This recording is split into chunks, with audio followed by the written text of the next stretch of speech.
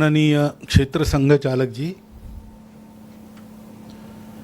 ज्ञान गंगा प्रकाशन के अध्यक्ष आदरणीय मुरलीधर जी,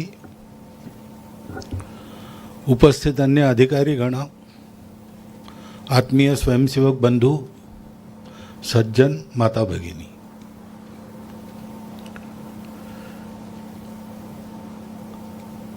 एक तरह से ये हमारे कृतज्ञता यापन का कार्यक्रम है।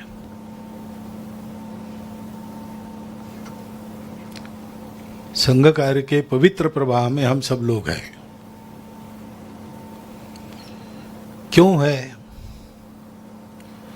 तो अधिकांश लोग इसलिए है कि कोई न कोई हमको संघ में ले गया।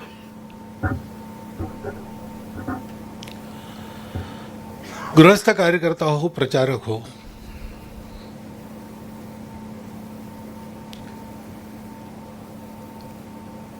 ये सब स्वयंसेवक संघ के चरण हैं। अभी गीत आपने सुना, वो संघ के कार्य के सामूहिक स्वरूप का भी वर्णन है और संघ के एक एक कार्यकर्ता के भाव का भी वर्णन है।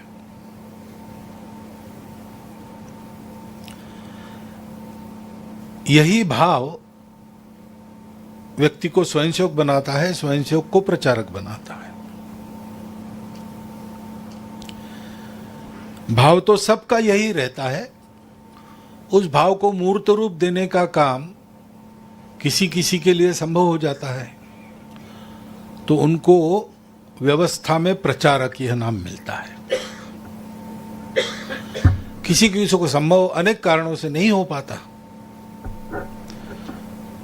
इसलिए वो गृहस्थ कार्यकर्ताओं की श्रेणी में रखे जाते हैं। परिस्थिति और भाग्य पर अगर स्वयंसेवक का बस चलता तो संघ के सब स्वयंसेवक तुरंत प्रचारक निकल जाते।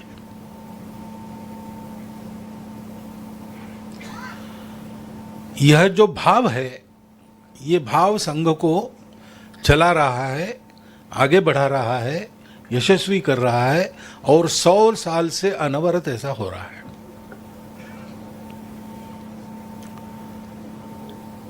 अब ये बात अनुभूति की बात है। बाहर की दुनिया में अगर हम ये वर्णन करें तो 1000 प्रकार के प्रश्न आएंगे और उनके सटीक उत्तर देने के बाद भी प्रश्न तो बचे ही रहेंगे। एक बहुत बड़े पत्रकार आए, मेरे से बात की, बहुत सारे उनके प्रश्न थे। सब होने के बाद भी फिर भी ऐसा करके नया प्रश्न शुरू करते थे। तो मैंने उनको कहा कि आप संघ शिक्षा वर्ग देखने के लिए एक बार आ जाओ, आपके सब प्रश्नों के उत्तर मिल जाएंगे। तो आए वो संघ शिक्षा वर्ग में 2 दिन रहे, नागपुर के। उस समय तृतीय वर्ष कहते थे, आजकल कार्यकर्ता विकास वर्ग 2 कहते हैं। अब वो वातावरण ही ऐसा है और उसमें जो अनुभूति होती है वो अनुभूति ऐसी है कि नया व्यक्ति आ जाए अथवा विरोधक आ जाए, वो बदल जाता है, वो संघ समर्थक हो जाता है। अनेक लोग कार्यकर्ता भी बन जाते हैं। तो उनके सब प्रश्नों के उत्तर वहां मिल गए, लेकिन एक प्रश्न बाकी रहा, संघ का फंडिंग कैसा होता है। तुमने बताया भाई गुरु दक्षिणा है, पहले भी बताया था, वहां भी वही बताया। वर्ग के स्वयंसेवकों में घूम के उन्होंने 10 प्रश्न और उसके बारे में पूछ लिए। सारी जो जानकारी उनको मिलनी चाहिए मिल गई। फिर भी उनका वो प्रश्न अभी भी कायम है, क्योंकि वो विश्वास ही नहीं कर सकते कि किसी संगठन के सदस्य उस संगठन को अपने खर्चे से चलाते हो। केवल खर्चे से चलाते ऐसा नहीं है, वो तो दे दिया भगवान का, इस समर्पण वृत्ति से दे देते हैं। और मैं अधिक दे सकूं इसलिए अपने व्यक्ति जीवन में कुछ कमी करके उसको जो बचता है धन, वो वहां लगाते हैं। ये अभी तक उनका विश्वास नहीं, वो उनका प्रश्न अभी भी कायम है। तो ऐसी कुछ बातें अनुभूति की बातें होती है। हम लोग सौभाग्यशाली है कि जो विश्व में होता है, दुनिया में होता है, लेकिन होता है, ये देखे बिना वो होता है ये समझ में नहीं आता, ऐसा एक हमको चमत्कार देखने को मिल रहा है। और हम देख रहे हैं इसलिए हम जानते हैं कि वो चमत्कार नहीं है। ये सबका हो सकता है अगर अपने अहंकार को छोड़कर किसी की डुबकी लगाने की हिम्मत है तो।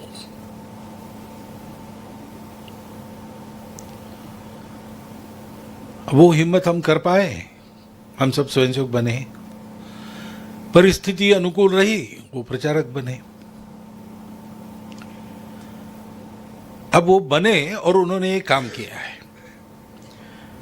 तो किसी की इच्छा नहीं रहती कि ऐसा हमने काम किया, ये आगे लिखा जाए, ग्रंथ लिखा जाए, हमारे फोटो छपे। ये भी इच्छा नहीं रहती कि कोई हमारे प्रति कृतज्ञता व्यक्त करे। लेकिन हमारा तो ये कर्तव्य बनता है। गुरु गोविंद दोनों घड़े काके लागू पांव, ऐसा है ना, बलिहारो गुरु आपकी गोविंदियो दिखाए। तो ऐसे विश्व धर्म का साक्षात्कार कराने वाला संघ कार्य, उसको हमारे दरवाजे पर जो लेके आए, उनके कारण हमको लाभ मिला, उनके प्रति हमारे मन में तो कृतज्ञता रहने वाली है। लेकिन उन्होंने ये कल्पना भी नहीं की थी, और प्रचारक के भाव में इसको निषिद्ध माना जाता है। बताया भागीरथ जी ने, यह अनुभव सर्वत्र है। हम लोग राजस्थान से संबंधित है, तो राजस्थान के कार्यकर्ताओं का हमने लिखा है। लेकिन ये संघ की कहानी, स्वयंसेवक की कहानी, प्रचारक की कहानी सर्वदूर दुनिया में जहां जहां संघ है, राष्ट्रीय स्वयंसेवक संघ भारत में है, हिंदू स्वयंसेवक संघ भारत के बाहर भी है, सर्वत्र बिल्कुल ऐसी ही है।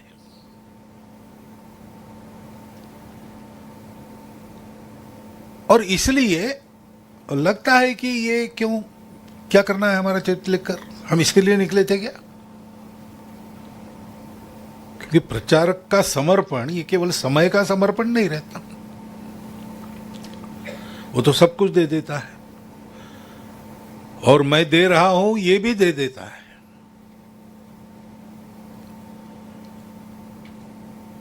तो उसको अपना नाम भी नहीं चाहिए। 24 हमारे सामने नाम है, और भी होंगे जो आपको मालूम होंगे, लेकिन कितने ही ऐसे होंगे जो हमको मालूम नहीं है।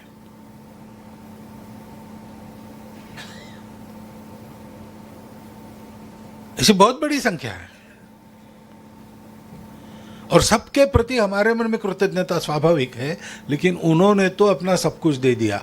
हम शब्द उपयोग करते आत्मविलोप, वास्तव में आत्मविलोप है। जो संघ कार्य के भाव को नहीं समझते, ऐसे बाहर के लोग इसको लेकर टीका टिप्पणी भी करते हैं कि संघ बिन चेहरे के लोगों को बताता है, बनाता है। हाँ ठीक है, हमने अपना चेहरा उजागर करने के लिए संघ कार्य का वर्ण नहीं किया है। तेरा वैभव अमर रहे मां, हम दिन चार रहे न रहे, ये हमारा भाव है।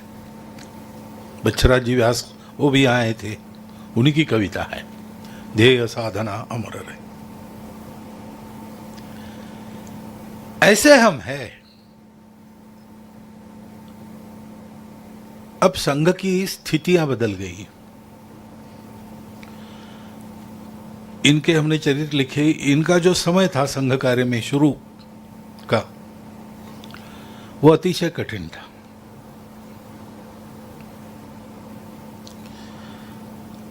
मनुष्य प्रचारक निकले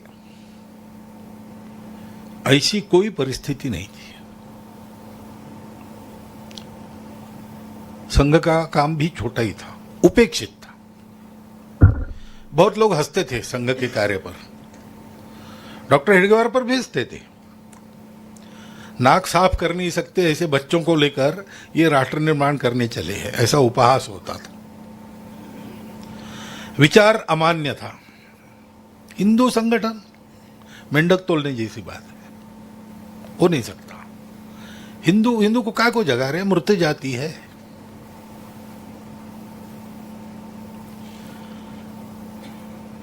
और काम करने के लिए शरीर चले इसकी भी व्यवस्था नहीं थी।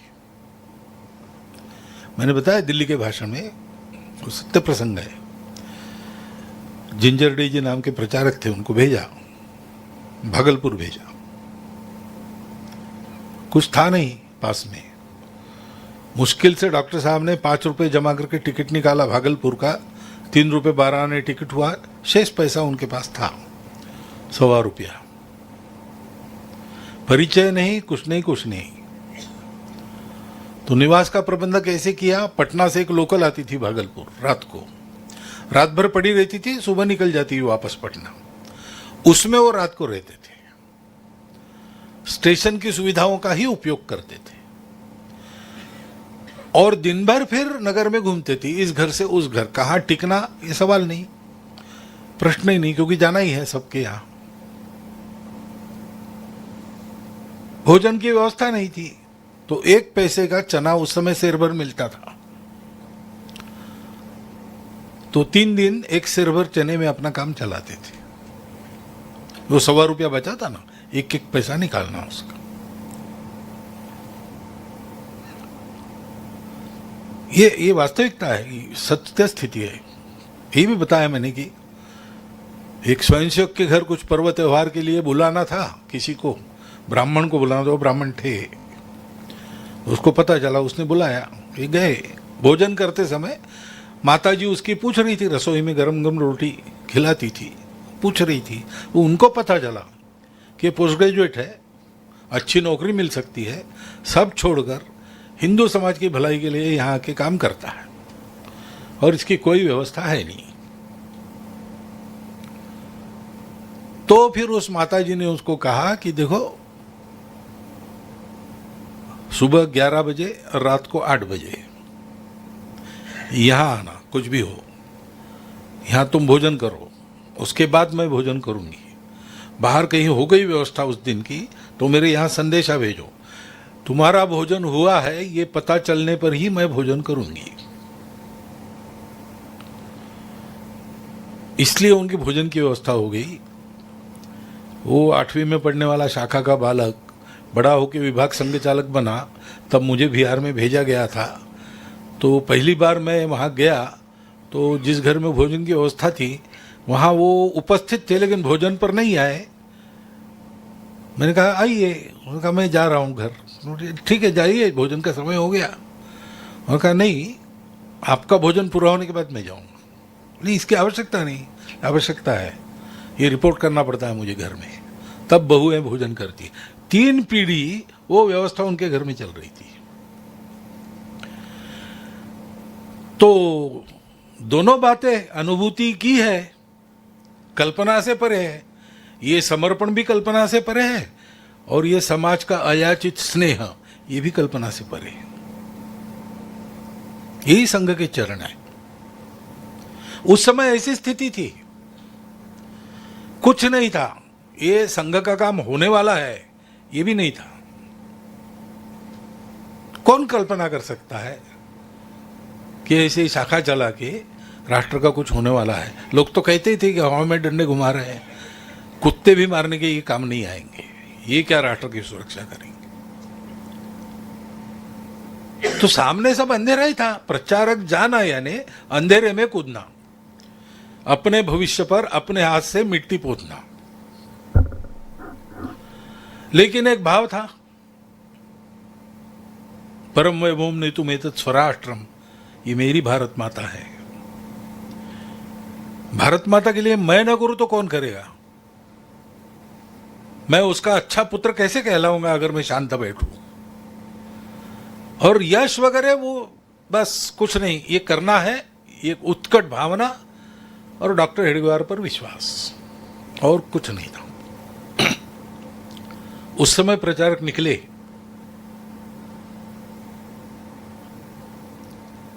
देश भर में गए, काम खड़ा किया, कार्यकर्ता खड़े किए, इतनी सुदृढ़ नींव बनाकर वो गए। आज संघ की परिस्थिति में बहुत बड़ा अंतर आया है।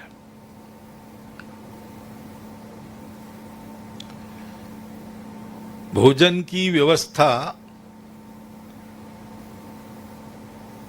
3 साल की हो जाती है, 1 साल में पूरी करनी पड़ती है, ऐसा हो जाता है।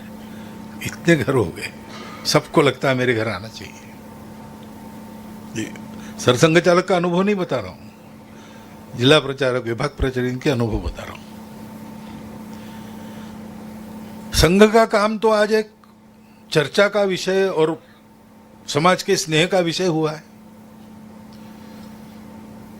और संघ के स्वयंसेवकों ने, प्रचारकों ने क्या क्या किया, इसके डंके झड़ रहे हैं। तो किसी भी तरुण विद्यार्थी के मन में आता है, वाह ये है भाई जीवन, देश के लिए सर्वस्व समर्पण किया, यहां झंडा गाड़ा, वो खिलाफती किया, ऐसा किया, वैसा किया, मैं भी जाऊंगा। और आसान है, कार्यालय है, सुविधा है, कष्ट कम हुआ है, माथापच्ची जरूर बढ़ी है, वो जो पहले नहीं थी, आज है, दूसरे प्रकार का कष्ट बढ़ गया है, परंतु काम करने के लिए शरीर चलाने की समस्या नहीं है। इस अनुकूलता में भी ये समझना है, स्वयंसेवक ने, प्रचारक ने क्या किया, ये महत्व की बात नहीं है, वो क्या था, कैसा था, ये महत्व की बात है। महापुरुष उनकी महान कृतियों के लिए जाने जाते हैं, लेकिन महापुरुष के जीवन को देखना चाहिए। और प्रचारक, स्वयंसेवक हम महापुरुष नहीं है, इसी भूमिका पर पक्के हैं। हम तो समाज के ही लोग हैं। अभी लगता होगा समाज को भी बड़ा महत्वपूर्ण और अलौकिक कार्य किया, लेकिन स्वाभाविक काम है किसी भी मनुष्य का अपने देश के लिए ये सब करना। और इसलिए ये जो समर्पण होता है, उसके चलते उनमें ये ताकत आ जाती है।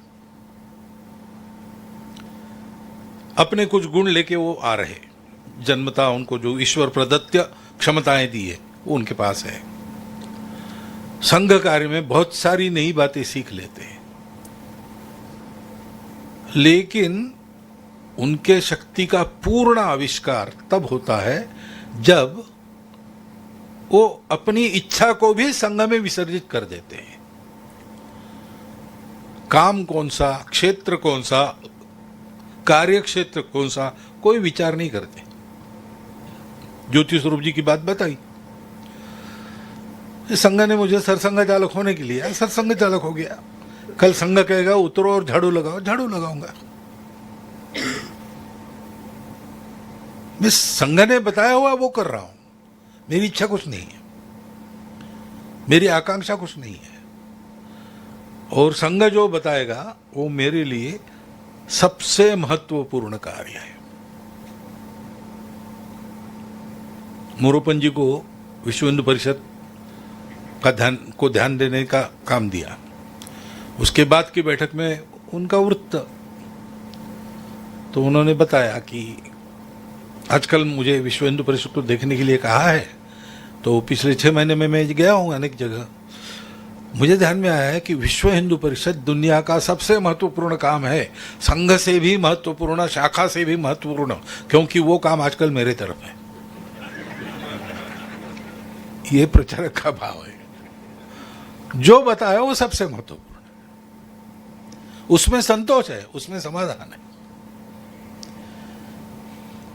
ऐसे रहना ऐसे रह सकते हैं क्या? हाँ, ऐसे रह सकते हैं। क्यों? देखो, ये है उदाहरण, हमारे सामने ऐसे लोग हो गए हैं, वो ऐसे बन गए क्योंकि उन्होंने सब कुछ दे दिया, कुछ भी नहीं रखा। मैं, मेरा, मेरी अरुचि, मेरी रुचि, मेरा मत, मेरा विमत, कुछ नहीं। संघ जो कहेगा वो, संघ जा कहेगा वे वैसा। बस गृहस्थों पर एक बंधन गृहस्थी का आता है, इसलिए संघ जहां कहेगा वहां एक क्लॉज हट जाता है, लेकिन वो भी संघ जो कहेगा वो इसमें पक्के रहते हैं।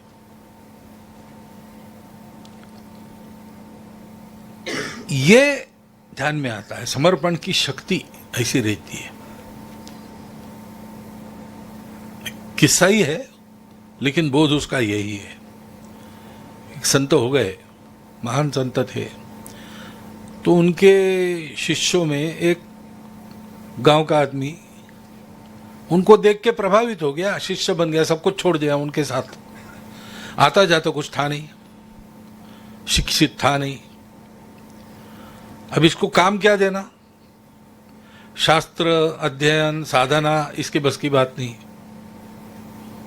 तो उसको काम दिया, चलो भाई पानी भरो, झाड़ू लगाओ।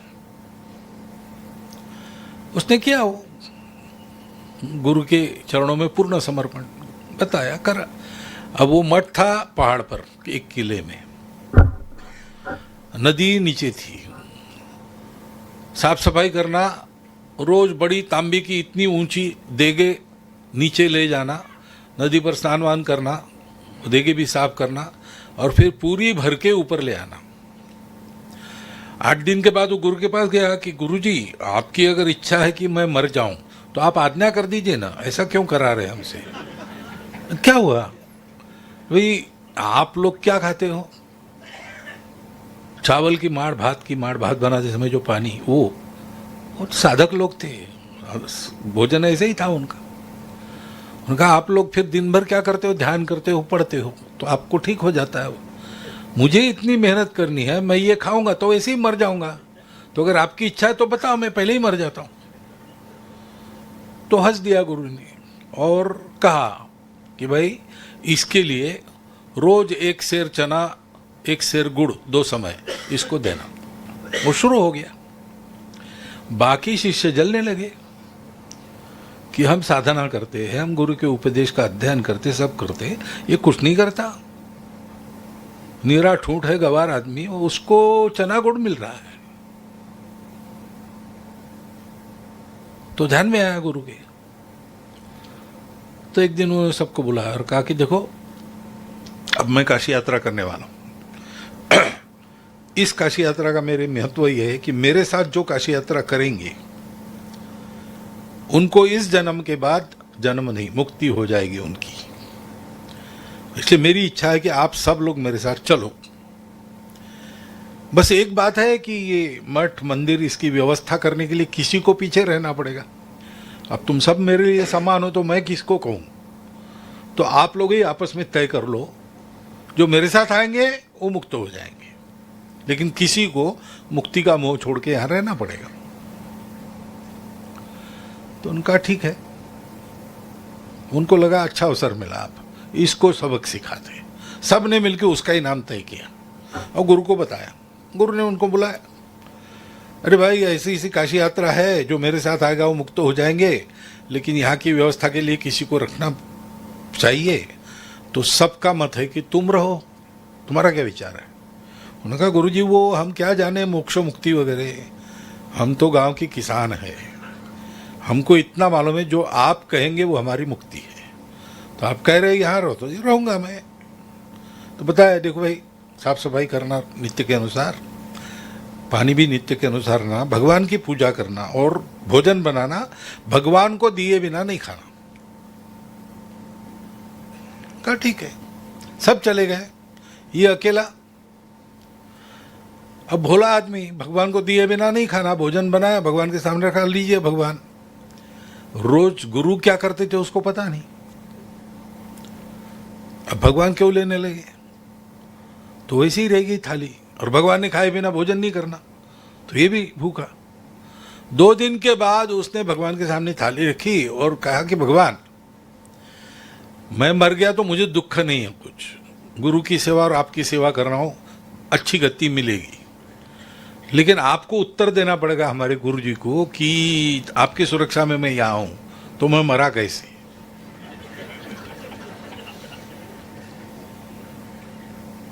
फिर भी भगवान ने नहीं खाया, तो शाम के समय थाली रख के, और ठीक है, वो आप उत्तर देने ही वाले हो, पर बाद में दीजिए, अभी अभी आपके सामने ही मर जाता हूँ। सर पटकने लगा। तो भगवान को दहशत हो गई कि अड़ियल आदमी है। वो प्रकट हो गए, राम प्रभु सीता लक्ष्मण सहित हनुमान जी सहित। हर कार्य रुक जाओ खाता हूँ। भगवान ने लिया प्रसाद, उसका भोजन शुरू हो गया। फिर 3-4 दिन के बाद उसने कहा कि भगवान, ये आप तो अयोध्यापति हो, क्या अयोध्या में भोजन सीता जी की रसोई में आपका कैसा होता होगा? ये मेरी ज्वार की रोटी और बैगन का भरता, ये आपको कैसे लगता होगा? अब सीता जी है आपके साथ, वो अगर भोग बना ले तो मेरा भी एक काम कम हो जाएगा, आपको भी अच्छा भोजन मिलेगा। फिर उन्होंने कहा कि लक्ष्मण जी क्या करते, आपके साथ खड़े रहते और क्या करते? आप तो ठीक है, भगवान हमारे गुरु के भगवान हो, लेकिन अब ये थोड़ा चौकीदारी कर लेंगे, हाथ में धनुष्य बाण आएंगे, आपकी रक्षा के लिए ही वनवास लिया था उन्होंने, तो और एक काम हल्का हो जाएगा।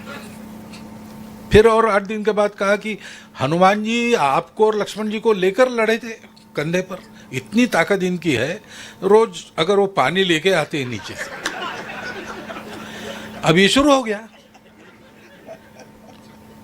और फिर एक दिन हलवा बना था, तब ये रोने लगा कि मेरा बहुत पाप हो गया, गुरु को दिए बिना कुछ खाना नहीं, गुरु को हलवा तो अति प्रिय है, उनको दिए बिना मैं खाऊंगा, इससे अच्छा है कि मैं मर जाऊं। भगवान ने कहा ऐसा मत करो, नहीं वो गुरु को खिलाए बिना कुछ। तो फिर हनुमान जी को उसको कंधे पर ले जाना पड़ा काशी, और हलवा खिलाया। उन्होंने पूछा कहाँ से आए? तो बोले आपने रखा है वहीं से आया हूँ। अरे वहाँ कौन देख रहा? तो सब करके आया हूँ और अभी जाने वाला हूँ। किस लिए लाया तुमको? तो बोले बताने की मनाही है। वो गुरुजी समझ गए, शिष्य भी समझ गए, कौन क्या करता है, नहीं किसका भाव क्या है। और भाव अगर समर्पण का है तो ऐसे ठेठ गवार आदमी को भी वो शक्ति प्राप्त होती है जिससे वो भगवान को साकार कर सके। ये बोध है। और ये किस्सा हुआ कि नहीं मुझे मालूम नहीं, परंतु संघ के प्रचारक निकले हैं, अभी भी निकल रहे हैं, और संघ कार्य सब विपरीतताओं के बावजूद स्वयं सेवकों के भाव बल और जीवन बल से आगे बढ़ रहा है। यही संघ का रहस्य है। और ये रहस्य बताने के बाद भी लोग समझेंगे नहीं जब तक वो अंदर आकर इस संघ कार्य की प्रत्यक्ष अनुभूति नहीं लेंगे। इसलिए पूजनीय गुरुजी कहते थे, मराठी में एक वाक प्रचार है, ज्ञानबाची मेक, यानी कोई ऐसा रहस्य रख देते हैं, ज्ञानेश्वर महाराज वो जो बताते हैं, या व्यास जी ने महाभारत बताया तो उसमें कुछ रहस्य है, वो समझने पड़ते हैं, वैसे नहीं समझ में आते। तो ऐसे संघ कार्य में सब सीखने के बाद भी एक ज्ञानबा की मेक है, वो अनुभूति लेने वाले स्वयंसेवक को ही प्रत्यक्ष है, बाकी लोग उसको नहीं समझ सके। इसलिए कई लोगों ने संघ जैसी शाखाएं चलाने का उपक्रम करके देखा, संघ की स्पर्धा में 15 दिन से ज्यादा किसी की नहीं चली, और हमारी चल रही है 100 साल से, और बढ़ भी रही है। क्यों? संघ चलता कैसे है भाई? संघ स्वयंसेवकों के भाव बल और जीवन बल पर चलता है। वो भाव बल और जीवन बल कैसा होना चाहिए, कैसे सीखते हैं? उसी भाव को देखकर, उसी जीवन को देखकर। जीवन का उदाहरण प्रस्तुत करना ये संघ कार्य में पहला कार्यक्रम है। रोज शाखा जाना क्यों जाना है? ये जीवन बनना चाहिए, ये जीवन ऐसा होना चाहिए, वो समर्पित जीवन होना चाहिए। संघ में ये परंपरा डॉक्टर साहब ने स्वयं से उद्भूत की, अपने जीवन से।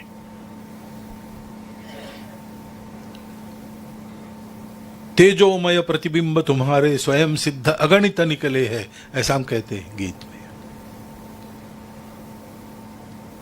जीवन दीप जलाया, उससे अनेक दीप जले, और वही परंपरा अभी भी चल रही है। आज इसकी आवश्यकता बहुत है, इस परंपरा को समझने की, क्योंकि अब उपेक्षा समाप्त हो गई, विरोध समाप्त हो गया।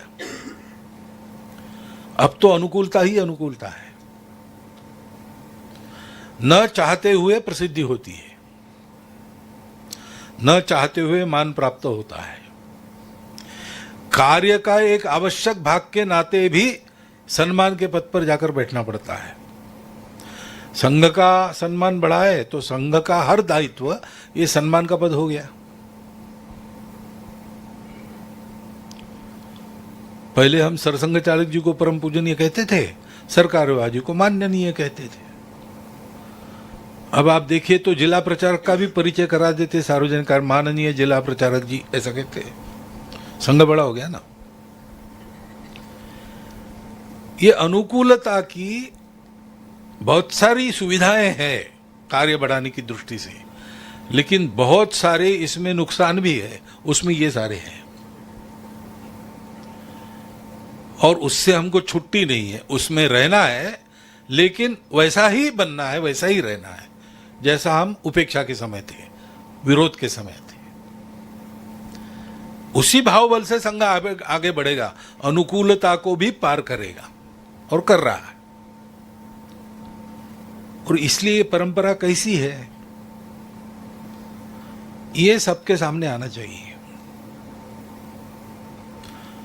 जो हमारे प्रचारक रहे ऐसे, उनको कभी ये आस नहीं थी, और उनके सामने ये लेके जाते तो अभी तो ठीक है वो नहीं है। हमने अन्य लोगों को पूछा, उन्होंने भी ना कहा, लेकिन सोहन सिंह जी के पास एक कल्पना लेके जाते तो सोहन सिंह आपको निकाल देते भवन से। हम जानते हैं, हमने देखा इन सबको। इसलिए नई पीढ़ी के सामने यह है, सभी स्वयंसेवक, प्रचारक, विस्तारक सभी, क्योंकि जैसा मैंने कहा कि मानसिकता से हर स्वयंसेवक प्रचारक ही हो जाता है। प्रत्यक्ष परिस्थिति में अंतर आता है, क्योंकि यही जीवन शक्ति है संघ की, यही संघ के चरण है। संघ को अपना काम सफल करना है तो इसी के बलबूते संघ आगे बढ़ सकता है, यशस्वी हो सकता है। और संघ यानी कौन है? संघ यानी हम सब लोग हैं, स्वयंसेवक है। संघ यानी कोई संस्था संगठन नहीं है। संघ यानी शाखा का मैदान नहीं है। संघ यानी संघ की आजकल लिखित घटना है, वो लिखित संविधान है, वो नहीं है। संघ यानी संघ के स्वयंसेवक, यानी स्वयंसेवकों का जीवन और स्वयंसेवकों का भावबल, उसी के आधार पर आगे बढ़ना है। तो ये जीवन हमको देखने पड़ेंगे, उन जीवनों की जानकारी हमको होनी पड़ेगी। कई जानकारियां, संघ बड़ा हो गया तो ऐसे ही आ रही सामने, लेकिन कई जानकारियां पता नहीं रही थी। डॉक्टर साहब का परिश्रम कितना था हमने सुना है, खून का पानी किया वगैरह कहते हम, लेकिन प्रत्यक्षदर्शी ने बताया, जो उस समय 9वीं क्लास में थे, पढ़ाई के लिए रात को डॉक्टर साहब के घर रहते थे। उन्होंने बताया कि सारा काम वगैरह निपट के 12:30-1 बजे डॉक्टर वापस आते थे रात को, और फिर सो जाते थे ऊपर के कमरे में। बाहर का दरवाजा खुला रहता था आंगन का, जिससे कोई भी अंदर आ सके। कमरे का दरवाजा अंदर से बंद रहता था। तो कोई अगर रात को आ गया और आवाज देता है तो डॉक्टर साहब दरवाजा तो खोलते थे, लेकिन खोलने के लिए इतने थक गए होते पैदल चलना, तो बिस्तर से उतरकर बैठे बैठे ऐसा ऐसा करके दरवाजे तक पहुंचते थे। इतने थके हुए होते थे। इतना परिश्रम डॉक्टर साहब ने किया है। अब ये जानकारी एकदम प्रत्ययकारी है, कितना परिश्रम डॉक्टर साहब ने किया। ऐसी बहुत सारी जानकारियां रहती है, सब तो लेखन में आ नहीं सकती, आने की जरूरत भी नहीं है, लेकिन देखे हुए लोगों ने बताई हुई बातें, मुझे लगता है कि रिकॉर्डेड बातों से ये ज्यादा ऑथेंटिक रहती है। कई बार उसका परिणाम होता है, उसका संस्कार होता है। ये संस्कार उस समय 1925 से आज तक चलते रखना, सबको देते रहना, इसमें इन सभी हमारे वरिष्ठ बंधुओं ने जो किया है उसके प्रति कृतज्ञता, और इसकी आवश्यकता है, इसलिए इसका अध्ययन, ये इस ग्रंथ का प्रयोजन है। इस ग्रंथ को पढ़ना, पढ़ के उनके प्रति कृतज्ञता, मन में उनके प्रति एक गौरव का भाव, ये तो ठीक ही है, लेकिन काम उससे नहीं चलेगा। ये हम कर रहे उनके स्वर्गस्थ आत्माओं को अच्छा नहीं लगेगा। आप भी इन सबको जानते हो, उनके स्वभाव को जानते हो, उनको अच्छा नहीं लगेगा। लेकिन अगर इसको पढ़कर एक शतांश उनका भाव अपने जीवन में आ गया, अपने कृति से प्रकट हो गया, तो वो प्रसन्न होंगे। डॉक्टर साहब के गाने में कण कण भी यदि अणु में तेज हो तुम्हारा, चमकाए तिमिर भरा भूमंडल सारा, ऐसा कहते हैं। ये जीवन ऐसे है कि इनके उस भाव का, प्रकाश का, तेज का कण भी अगर हमने वर्ण कर लिया, हमारे जीवन में ला लिया, तो सारे भूमंडल को चमका सकने वाला तेज हमारे अंदर प्रस्फुरित हो सकता है।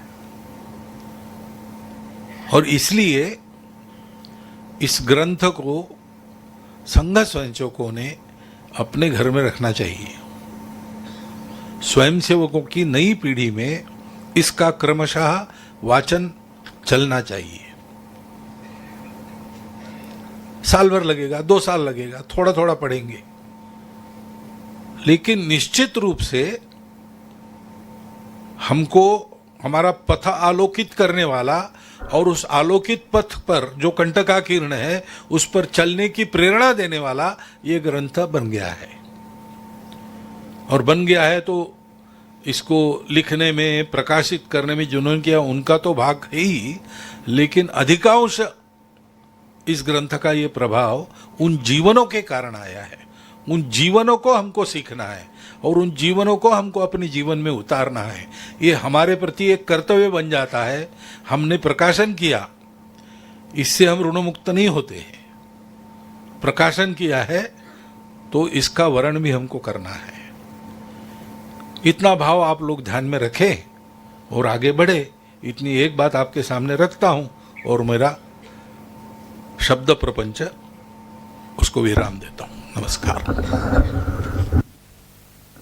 अगर आप ये वीडियो YouTube पर देख रहे हैं तो हमारे चैनल को सब्सक्राइब कर बेल आइकन दबाएं और Facebook पर देख रहे हैं तो हमारे पेज को लाइक करें।